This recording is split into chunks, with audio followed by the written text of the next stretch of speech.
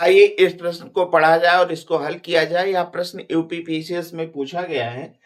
10 वर्ष पूर्व राम की आयु मोती की आयु की आधी थी। मतलब 10 वर्ष पहले राम की आयु मोती की आयु की आधी थी। मतलब मोती की आयु 2 गुनी थी।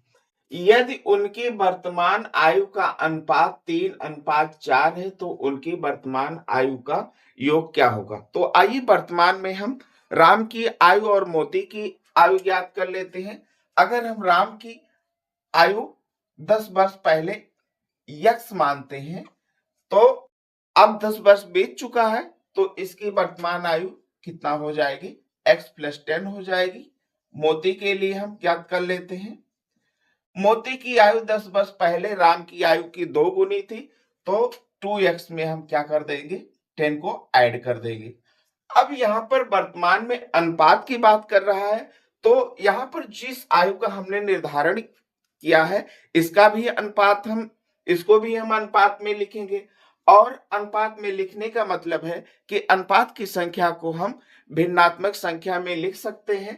तो इसको हम कर देंगे x + 10 और 2x + 10। वर्तमान में अनुपात इनका 3:4 है। जैसा हमने आपको बताया कि अनुपात की संख्या को हम भिन्न की संख्या में लिख सकते हैं। अब हम इसका क्रॉस मल्टीप्लाई करेंगे तो ये हमारा 4x + 40 हो जाएगा और ये हमारा 6x + 30 हो जाएगा।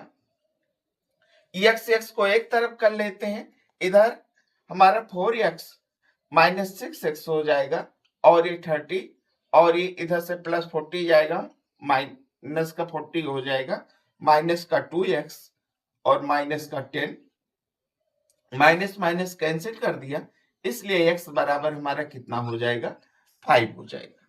वर्तमान आयु हम देखते हैं। वर्तमान आयु हमने x + 10 माना है राम की, तो x का मान कितना आया है, 5 और 5 में हम 10 ऐड कर देंगे तो राम की आयु कितना हो जाएगी, 15 वर्ष वर्तमान में। और मोती की कितना हो जाएगी, मोती की वर्तमान आयु हमने निर्धारित की है 2x + 10 तो 2 और 5 का गुणा 10 हो जाएगा और 10 में 10 जोड़ देंगे कितना हो जाएगा, 20 हो जाएगा। अब पूछ रहा है उनकी वर्तमान आयु का योग, तो वर्तमान आयु का योग कितना हो जाएगा, 15 और 20 मिलके कितना हो जाएगा, 35 वर्ष। यही आपका आंसर।